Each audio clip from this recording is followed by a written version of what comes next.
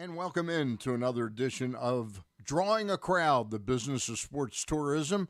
I'm Stan the Fan Charles of PressBox and PressBoxOnline.com. With me is my co-host on these and actually the featured guest, Terry Hasseltine, Executive Director of Maryland Sports. How are you, Terry? I'm doing great, Stan. It's going to be another great episode. Well, this is one episode where we're really going to take our viewers behind sort of the curtain of how the sports business industry works. Why don't you introduce our guest, whose brother I just interviewed about a month ago, and I'm going, wait a minute, the name Libber reminds me of somebody else. Is that the same guy? Same family. But with us is Matt Libber. He's the executive director of the SoccerPlex over in Boyd's in the Montgomery County. He's also the chair-elect of Sports ETA, which is our national governing body of our industry. So Matt is very knowledgeable and a wealth of industry input on the topic we're about to jump into, trade shows. Matt, trade shows. In other words, you're hooked up with Terry pretty closely. I mean, you work in alignment with him. But it sounds like what you do with Sports ETA involves the whole industry and allows competitors of Terry to also gain knowledge, useful knowledge. Yeah, it's we represent the industry as a whole, so it's sports commissions like Terry or CVBs, Convention and Visitors Bureaus, and then we have the rights holders, the people that actually host the events, and then the industry partners, so the hoteliers, the software companies, the equipment manufacturers, all of them are in the same room at the same time, so we all get to meet each other, learn what their business is, and find that partnership that works. And while, we're all competitors, we're also very tight-knit, so we're always there to help each other out. And the amount of times that I've called somebody and said, hey, you hosted this event, was it good, was it bad, what do I need to know? And people are more willing to tell you that information because we always look at it as we make the entire industry better. Yeah. It just helps all of us. Terry, I know sports business is a big business, the whole tourism industry, but hearing about the trade shows and all this, that you get hoteliers, probably restaurateurs that run restaurants. It really is a wild business. Well, it's very unique in the fact that we're actually, competitive in nature, but we're also extremely supportive of one another throughout the entirety of the industry because we believe that if we all work together, we're going to rise the tides of the sports tourism industry.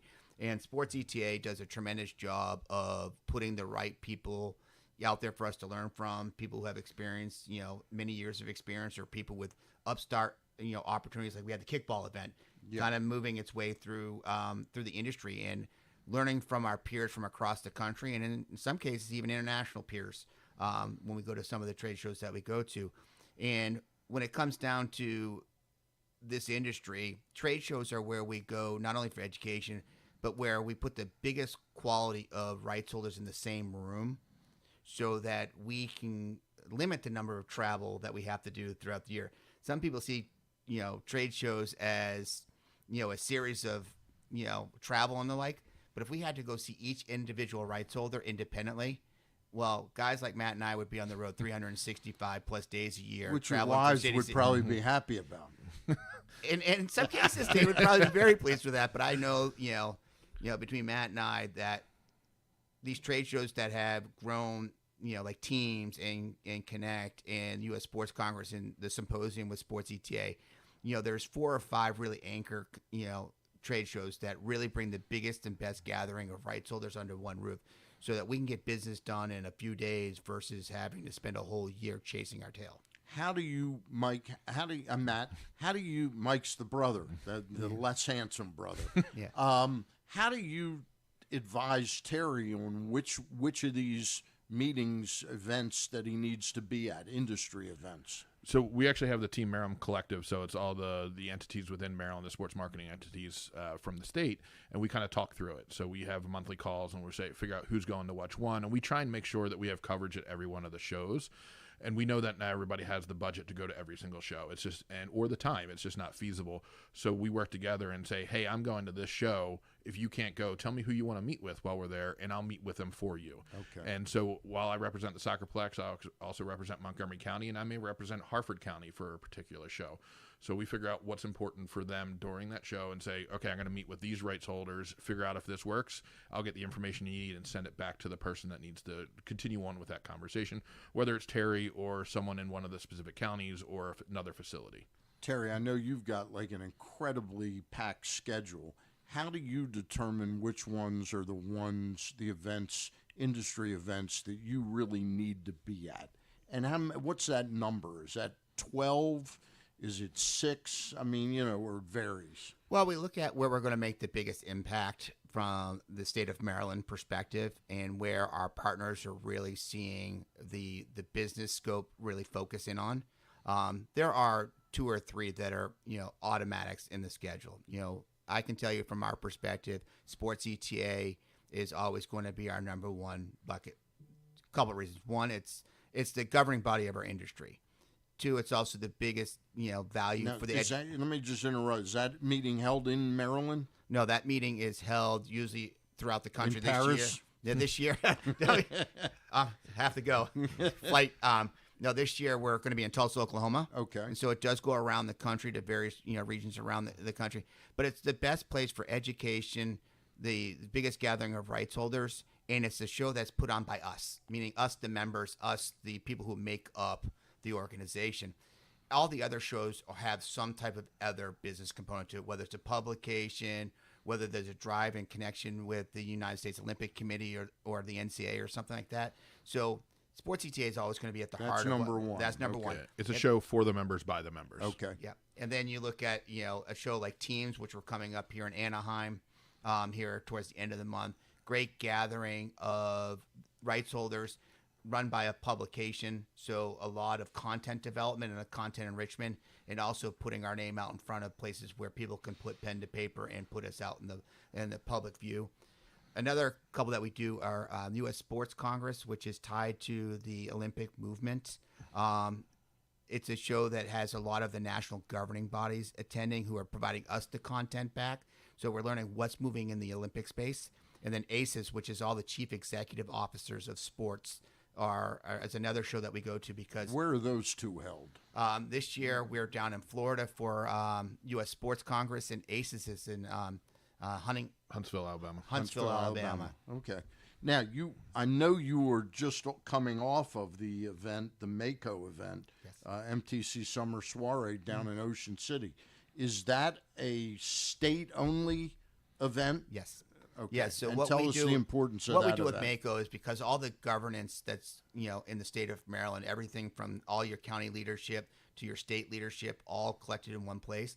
So if there's anything that we need to do legislatively or anything that we're trying to do with our Team Maryland partners and enhance, whether it's our grant program, whether it's to create some dialogue on topics of whether it's new facilities, enhancement of facilities, or whatever, it's a great location to have both decision makers at the county level and the jurisdictional level, along with our Team Maryland partners and our venue partners under one roof, to have 2 or 3 days of really good, solid conversation, and also to connect with one another. Because even though Maryland might be seen as small in mass, but we're all so busy because of our schedules and the other disciplines that we're within the tourism industry. It's critical that we find these times to get together and break bread together and share ideas and thoughts so we can put together the strategic plan for the following year. We run on a calendar year on Team Maryland, so right now we're in the planning for 25, and then we'll execute 25, and then again at Mako we'll come together, talk ideas, and for talk about 26. 6. Yep. Yeah, and Okay. Mako's a good opportunity because I also sit on the board and so does Terry, for Maryland Tourism Coalition. Yep. So it's an opportunity for us to get in front of the elected officials and tell them the story of how important tourism is. So they always don't see that. They don't see those numbers. So we're putting those numbers in front of them, and that's the opportunity for us to do it and tell the story that youth sports is worth $52 billion to the U.S. every year. So when they hear those numbers, their ears perk up, and they're like, we need to pay attention to this now. So it gives us the opportunity to get in front of them and tell that story. How long have you been in your position? I've been at the SoccerPlex since January of 2019. Before that, I was on the other side of the table. I was a rights holder. Me and my brother ran a company called Elite Tournaments based in Howard County, where we were the ones running the tournaments and bringing the people into the state. So I've seen both sides of the equation. How has and I know you haven't, because of the year you just gave me, 2019. Terry's been here since 2010. Eight. That's right. Come We on, started Stan. in '06, 2 years. Yeah, right. How much different is Maryland in the game, so to speak, than they used to be? Than they used to be. Yeah, It's like night and day. Yeah. I mean, before Terry and his office was created, like nobody cared about it, and there was no organized body in the state that said, "Yeah, we need to pay attention to sports." So his office has brought that together, and now we're competing against some of the bigger states in the U.S. Even though we're the tiny little Maryland, and I like to say, I mean, people looked at us for the state grant program. We're one of the best in the country as far as state grants for funding sports events. So they call us all the time. Hey, how'd you guys do this? Like, how, what do you do? Teach us this. So they're looking to Maryland as a leader in the industry right now. And that goes back to Mako. Talk Okay. about Mako, because we've created relationships with elected officials, because the Maryland Stadium Authority Board understands the value of the industry that we have. Why we've been able to create a nonprofit arm to help with some of our bigger events is because people like Matt, the fact that we've worked Mako and MML over the years to really make sure that the elected officials understand why we're doing what we're doing. And it's not just about a bunch of kids playing games on fields. It's helping our economy as a whole. And because of the relationships we've been able to evolve over the course of time, and the fact that we're able to get in front of our elected officials at a higher level than a lot of the other states can, that's why we've been able to move the needle, especially over the last 10 years. Yeah. I mean, I'll give you a prime example. Montgomery County, where the SoccerPlex is, they knew we existed. They knew we brought business to the county, but it never really was on their radar. And we started getting in front of the county council and telling the story. And then Terry came down for a hearing and was basically saying, here's what you need to do. And now we have a task force set up in the county for them to figure out how do we work on this better and improve what we have in the county to draw even more business for us. I'm just curious, the history of this, though. When you were hired in 2008, you came here.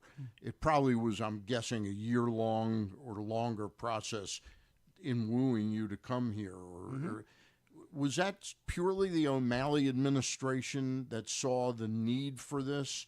The predecessors, like Governor Ehrlich and Governor Hughes, and going back further, Paris Glendenning, did they not see the need for this?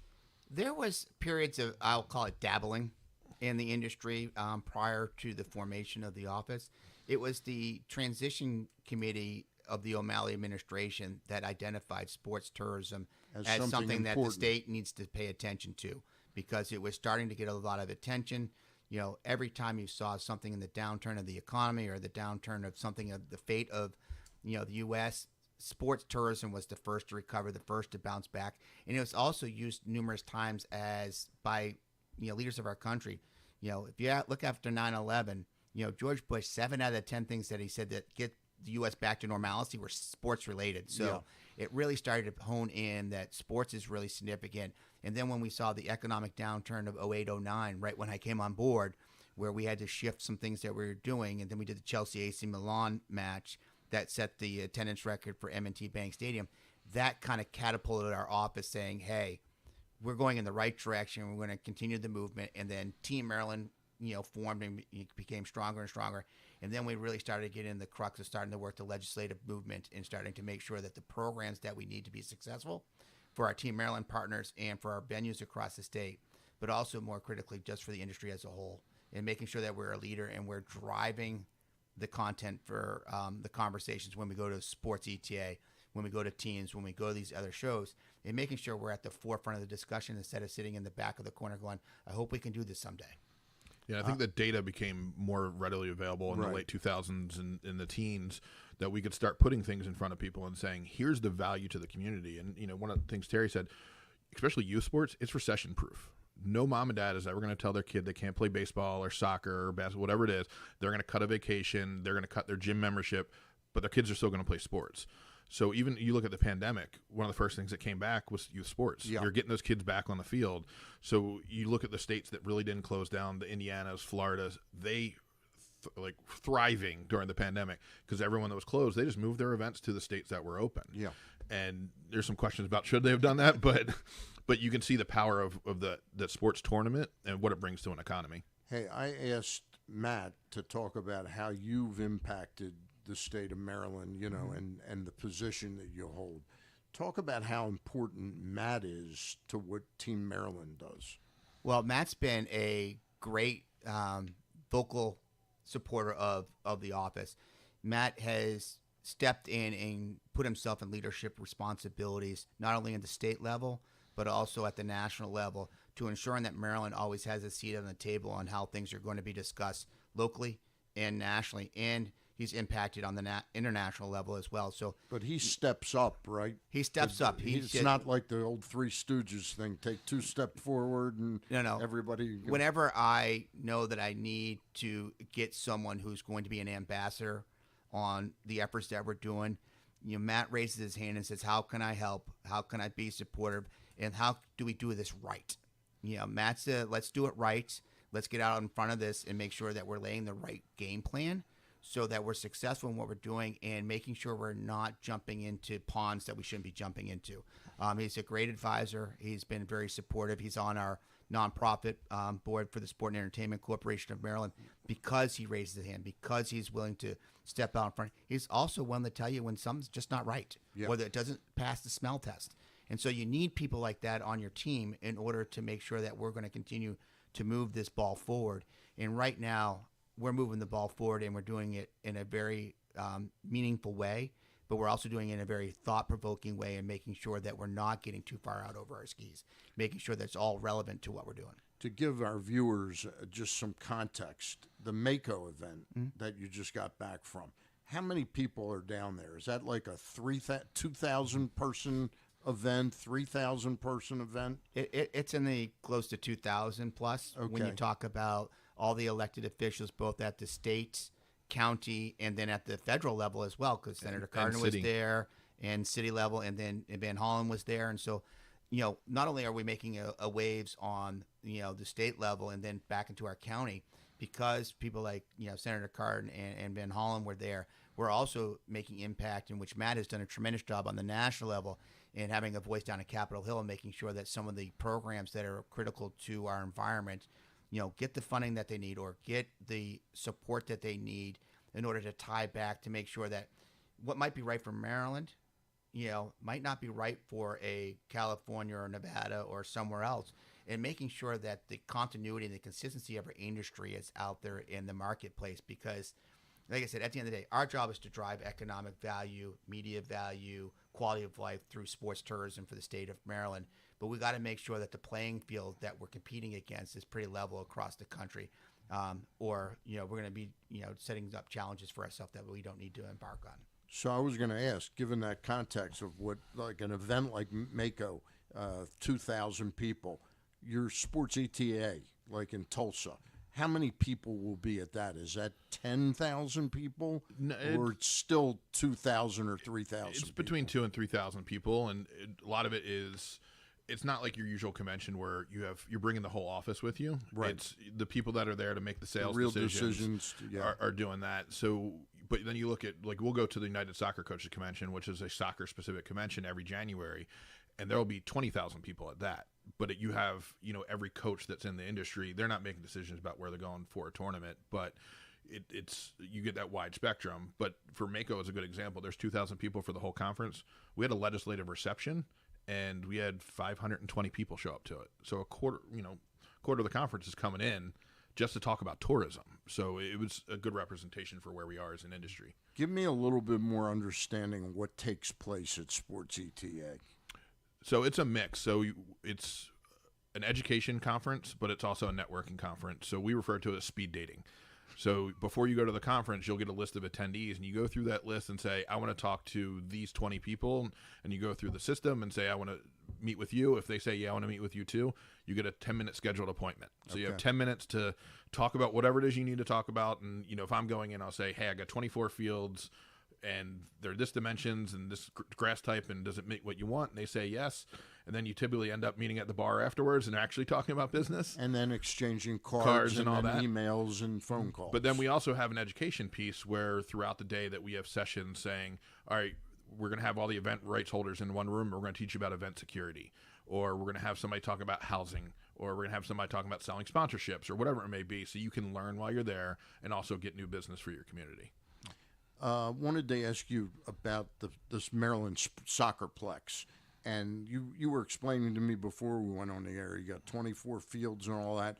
Where is Maryland in terms of both the SoccerPlex and its totality of assets? Where do they stand in that regard? Well, we like to think the Maryland SoccerPlex is one of the premium soccer facilities in the country. That being said, we don't just do soccer. So we do lacrosse, we do basketball, field hockey, you name it, we do it on the property. We were probably one of the first mega complexes in the country, and now you have a lot of them that have popped up. We're kind of in an arms race of facilities at the moment. Of everyone says, "Oh, sports tourism's it. Let's go build something." Some have done well, some have failed. You got to do your homework before you build it. Maryland has good assets. We need more, though. You can't find especially soccer is a good example. You can't find a club that says, I have all the fields I need. They're all scrambling to find. All scrambling. And it's not just the field itself. Now it's the quality of them. So we pride ourselves. We're some of the best grass fields you'll find in the country. Mm-hmm. And that's why people come to the SoccerPlex. But we have great baseball assets down in like Salisbury area. We have great USSSA baseball and softball down there. Ripken Baseball's facility up in Aberdeen does a great job. We have a good BMX track in Anne Arundel County. So we have good assets, but we need to make sure we're staying on the front end of those assets and saying, okay, we built it 20 years ago. Now how do we make it better? Or going down, that's what we're doing in Montgomery County now. We're trying to figure out what don't we have and what can we do to find out what that is. So we're calling the rights holder and saying, hey, what event do you have coming that you would like to bring to Maryland, but we don't have a facility for it? Right. So then we can go, okay, we need this. How do we build it now? What does it make sense to build it here? So we go through that process. We lean on Terry's office a lot because they'll do the studies for us and say, hey, we talked to them and said, I know you think you need a basketball arena, but you really don't. What you need is tennis courts.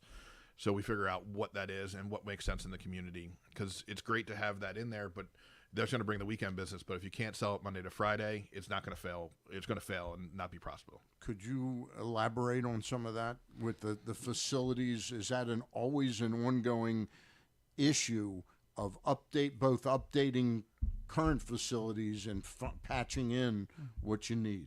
Well, it's one of those things that Matt alluded to. You're in an arms race when it comes to new product coming online.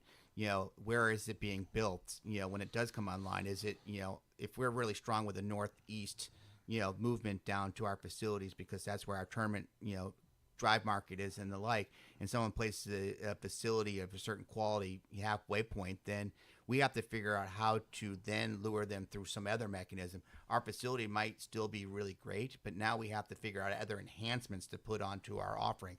So is it about, doing a coach's reception? Is it about doing some type of drone show or fireworks in order to enhance them making Maryland their choice versus this new facility that might have popped up in the landscape that now creates a different drive market. The drive market has become very big over the last 10 years because of things like 9/11, where people are saying, I'll get in the van, I'll get in the SUV and the like, and we'll go 500-600 miles for our kids to play in a tournament. We'll make a vacation out of it, where the airline piece is really more on the national scope events. And so we're always looking at that radius of about 800 miles and what's being put into our landscape. And so we are analyzing and evaluating all the time. But we also don't want to place something that's, going to be right for the immediate. Does it have longevity? Does it have sustainability? Like Matt's facility, for example, has sustainability because of the dimension. And he also has an indoor facility that has volleyball and basketball and the like. And then other things that are being built around, the location. So you need the hotels, I'd you say need the restaurants, the infrastructure is big. The infrastructure is really big. So without naming names, there's a facility in a neighboring state, great facility. They have no hotels. So if you're coming to the facility for a tournament, you're staying 2 counties away. It's a 40-minute drive just from the hotel. So it's why it's important that you look at the whole industry, not just the sport itself, and you have that relationship with hoteliers, you have that relationship with restaurateurs, and making sure there's a Target in the area because everyone's going to forget something. There's a grocery store, things like that. The customer experiences now is what's being important. So all the facilities, they're all the same now. Like everyone has the same amenities and things like that. So now it's what's important out of it. When they're not on the field, what are they doing? If you build a facility in the middle of nowhere, then they're sitting in the hotel. They're not going to be happy. So, what other amenities do you have? And that's where like the Top Golfs of the world come in, or the Dave and Buster's, or especially on the youth side, something you can go take the kids to. So you have to have that whole component involved when you're looking at these facilities. 100%. Whenever it comes to talking about something where I fear that I could jinx it. I'm fearful, but I think it's important. Maryland's weather is not really that extreme. Mm-hmm. Is that a huge help, Terry, to inviting people in? Mm-hmm. I'm not saying we don't get an oddball event here and there, but when you look around and watch the national news, it doesn't seem like we get that many. No, I mean, at the end of the day, we have a very tempered environment here. If we have, in which we have in a lot of places, Matt has several with synthetic now being as important, especially on the youth and amateur side. We can go 12 months out of the year. Now, some times of the year you're running a little bit of risk because whether it's, we're in rain season or whether you're talking about a little bit of cold weather coming in. But when it's all said and done, we can pretty much tackle 12 months of the year, maybe, 10 in the high, and then the 11th and 12th month are, somewhat or sketchy. Well, going back to something Terry said about the long-term longevity and sustainability of a facility, it's something that we pride ourselves on. So we install drain systems in all our fields, so I don't care if it rains. And ever since it's a project we've started for the last couple of years, we're finally finished. Every field has a drain in it. That's pretty amazing. Yeah. The only time we've canceled an event for rain, it wasn't because our fields weren't playable. It's because the governor declared a state of emergency, and we thought it was bad optics to be open when he said not to be on the road. Yeah. But our fields would have been fine. You could have played on them. So putting that investment in is something that we think is important. I know Terry thinks important, and we went to the state for funding to help do that. And they said, yep, that's a good idea. So when everyone else is closed and we're playing, that's why people come back. Is there any type of push with the dollars involved to cover plexes? I know the building actual enclosed places would be phenomenal, but I wonder if for youth events you could put up something like that. The cost benefit really isn't there, especially for large scale fields like we have. To put the structure up, you won't going to recover that money for rentals and things like that. It's easier for things like tennis and those smaller scale sports from a footprint standpoint. But we have a 2-acre soccer field. Putting a dome over that is good. It's not cheap. And with the height capacity that you need. You got a sport like soccer where you got to be able to punt the ball. Football where you have to punt the ball. Game like lacrosse where you're maybe going the length of the field on a pass or something like that. And getting that clearance alone, I mean, that's one of the challenges we have with some of our indoor sports is that converting some facilities, taking old like Sam's Club or something like that and converting it is making sure the ceiling heights are conducive to sports like volleyball and basketball where you're arching a ball in the air and the like, because everybody goes, oh, this would be a great space. We're like going, have you ever seen a volleyball match? Like, the ball will be hitting that beam every single time. So we have to be very mindful of that stuff. And when we talk about moving things into convention centers, because we convert the convention center in Baltimore and Ocean City often for these events, all the architects and the engineers are now paying attention that, ball sports are going to be played, flying in the air type of things going to happen, tumbling and trampoline and gymnastics. You got to have that ceiling clearance. And that's why you see, buildings designed the way they are now, because they're got to be so multi-versatile. And you got to be paying attention to all the potential uses, not just maybe the main. There's so many details. So even just light. So if you have windows, you have NCAA. When they did the NCAA championships in Minnesota, they were using the Viking Stadium. They have a glass wall. They made them curtain the entire wall because of the light coming in. We found out we can't host badminton and table tennis because of the way our HVAC system's designed. It blows the ball and the shuttlecock around. So those things are now being paid attention to. But even the dome, if you were trying to play lacrosse in one of those bubbles, the bubble's usually white. Lacrosse ball is white. You ain't going to see it. You ain't going to see it. It's this thing you see down in Tampa, which now obviously they're building a facility because fly ball in Tampa and watching the pros going, I know the ball's up there somewhere and hopefully I'll pick it up soon. The point you made before about the adjoining state that built a plex or something like that and had events, there are no hotels, is something I know we're a little bit of ways away from talking about industry trade shows, but I did want to finish with that. When you were planning to build the sportsplex, did you do things like contact hotels and restaurants like, hey, we're going to have this kind of big ongoing event space, how do you talk them into building it, or do the light bulbs go off and they see it? Yeah, I mean, the SoccerPlex was built before my time. Okay. But the process is still the same. When we do a feasibility study, you're looking at, does it make sense to build whatever the project is in the area you're building it? And part of that goes, do they have the infrastructure to support it? Are you close enough to airports? Are you close enough to highways? Do you have enough hotel rooms? If you're going to build a 20-field complex, but you only have enough hotels to support 10, the complex is going to fail because you can't put them anywhere. And a lot of these facilities are built from hotel taxes. So if you have people staying in another county, that hotel tax isn't benefiting the county that paid to build this facility. Right. So that's why it's important to do your homework before you build these things and make sure that you have an understanding of what you can do. But I think Maryland's unique. We have enough, I guess, teamwork in our system that you look at something that's in Howard County. They might not have all the hotels that support it, but Anne Arundel's right there. So Anne Arundel and Howard County work together pretty closely when they're looking at events and saying, hey, let's look at this together and see if we can support it. I appreciate your time today, Matt. Terry, anything else you want to touch on?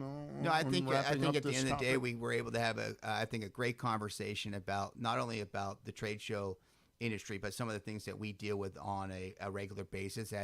How are we putting Maryland forward? How we're presenting it? Kind of the logistics of the sports tourism business. Yeah, it's more than just, like I said, a bunch of kids getting out to a field or a bunch of moms and dads dropping kids off at fields and things happening. There's a really big business behind it, and it's competitive as I'll get up. And we're just proud that between Maryland Sports, the Maryland SoccerPlex, and our Team Maryland partnership, that we're putting Maryland front and center when it comes to sports tourism in the United States. All right, that puts a wrap on another edition of Drawing a Crowd, the business of sports tourism. Terry Hasseltine, I'm Stan the Fan. We appreciate somebody who's really a great partner to you, Terry. 100%. I know that. Matt Libber, thank you for joining us. Thanks Matt. for having us.